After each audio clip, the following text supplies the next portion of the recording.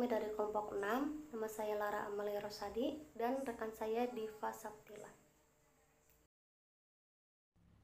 Di sini, kami akan menjelaskan tentang demokrasi dalam berbagai segmentasi kehidupannya, serta mengaitkan. Nah, apa sih demokrasi itu? Demokrasi merupakan nilai universal sebagai kehendak rakyat yang diekspresikan secara bebas untuk menentukan sistem politik, ekonomi, sosial, dan budaya. Secara sederhana, demokratis yang digambarkan sebagai pemerintahan dari rakyat, untuk rakyat, dan oleh rakyat. Pada hakikatnya, demokratis diwujudkan untuk mencapai kemakmuran bersama. Demokrasi juga terbagi menjadi dua. Yang pertama, demokrasi langsung, yang kedua, perwakilan. Dalam demokrasi langsung, warga negara tanpa perantara pejabat yang dipilih berpartisipasi dalam pengambilan keputusan publik. Demokrasi dapat dijalankan dalam sistem pemerintahan parlementer atau presidensial.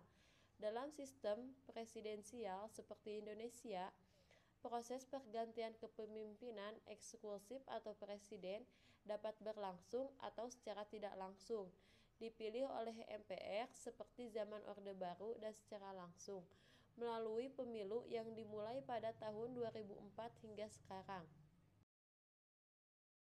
Konsep dan bentuk demokrasi. Istilah demokrasi berasal dari kata Yunani kuno.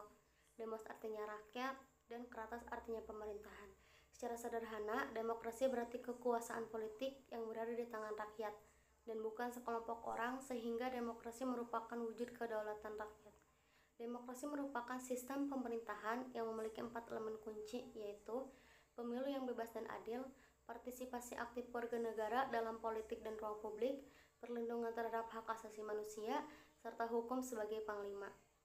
Suksesnya demokrasi dapat dilihat dari beberapa kriteria, seperti partisipasi masyarakat yang efektif, kesamaan hak suara, tingkat kecerdasan pemilih, dan inklusi sosial. Demokrasi juga mempunyai prinsip-prinsip. Sebagai sistem politik saat ini dianut oleh sebagian besar negara di dunia. Henry Bertrand Mayo dalam An Introduction to Democratic Theory pada tahun 1960 mengungkapkan prinsip-prinsip demokrasi yang mewujudkan suatu sistem politik yang demokratis. Mempunyai 6 prinsip-prinsip demokrasi. Yang pertama, menyelesaikan perselisihan dengan damai dan secara melembaga. Yang kedua, menjamin terselenggaranya perubahan secara damai dalam suatu masyarakat yang sedang berubah. Yang ketiga, menyelenggarakan pergantian pimpinan secara teratur. Yang keempat, membatasi pemakaian kekerasan sampai minimum. Yang kelima, mengakui serta menganggap wajar adanya keanekaragaman. Yang keenam, menjamin tegaknya keadilan. Pentingnya kehidupan demokrasi. Pentingnya kehidupan demokrasi itu ada 4. Yang pertama, persamaan kedudukan di muka hukum. Hukum mengatur bagaimana seharusnya penguasa bertindak, bagaimana hak dan kewajiban dari penguasa dan juga rakyatnya. Semua rakyat memiliki kedudukan yang sama di depan hukum. Artinya, hukum harus dijalankan secara adil dan benar. Hukum tidak boleh pandang bulu. Siapa saja yang bersalah dihukum sesuai ketentuan yang berlaku. Untuk menciptakan hal itu harus ditunjang dengan adanya aparat penegak hukum yang tegas dan bijaksana, serta bebas dari pengaruh pemerintahan yang berkuasa dan berani menghukum siapa saja yang bersalah. Yang kedua, partisipasi dalam pembuatan keputusan. Dalam negara yang menganut sistem politik demokrasi, kekuasaan tertinggi berada di tangan rakyat dan pemerintahan dijalankan berdasarkan kehendak rakyat. Aspirasi dan kemauan rakyat harus dipenuhi dan pemerintahan dijalankan berdasarkan konstitusi yang merupakan arah dan pedoman dalam melaksanakan hidup bernegara.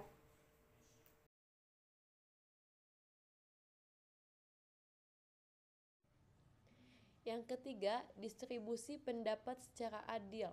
Di negara demokrasi, semua bidang dijalankan berdasarkan prinsip keadilan, termasuk di bidang ekonomi.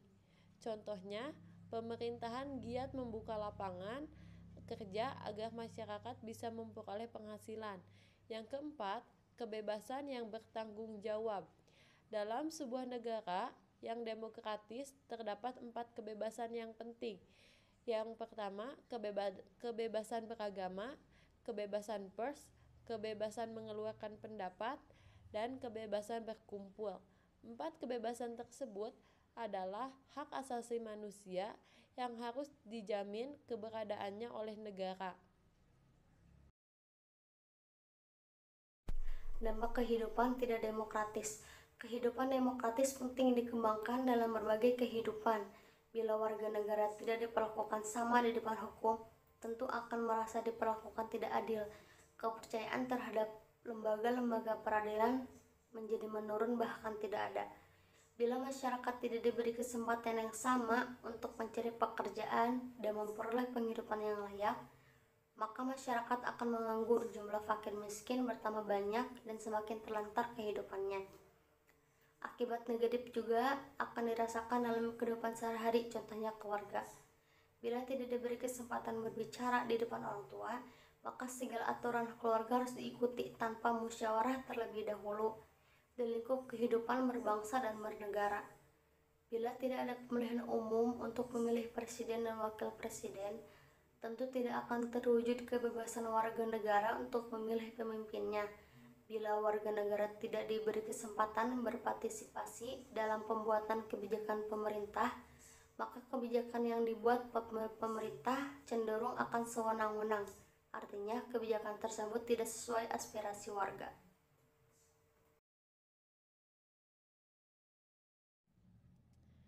Contoh demokrasi dengan hak asasi manusia yang pertama, pelaksana pemilu untuk memilih pemimpin.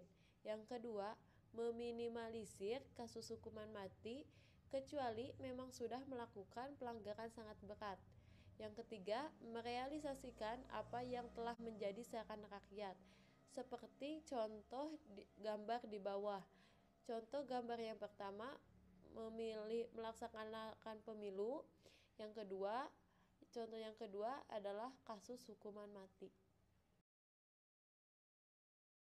Ahmad Sanusi dalam memberdayakan masyarakat dalam pelaksanaan 10 Pilar Demokrasi 2006, yaitu demokrasi yang berkebutuhan yang Maha Esa, demokrasi dengan kecerdasan, demokrasi yang berkedaulatan rakyat, demokrasi dengan rule of law, demokrasi dengan pemisahan kekuasaan negara, demokrasi dengan hak asasi manusia, demokrasi dengan pengadilan yang merdeka, demokrasi dengan otonomi daerah, demokrasi dengan kemakmuran, dan demokrasi yang berkeadilan sosial.